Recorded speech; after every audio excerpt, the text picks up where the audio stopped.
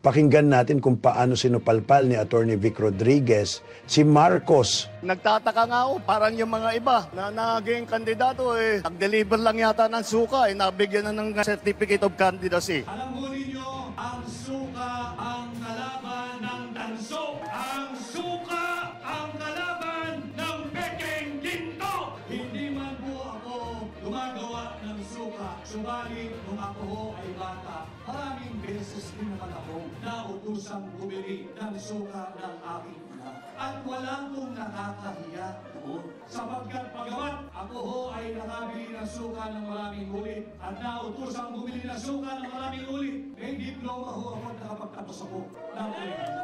Meron akong diploma at nakapagtapos ako ng abogasya.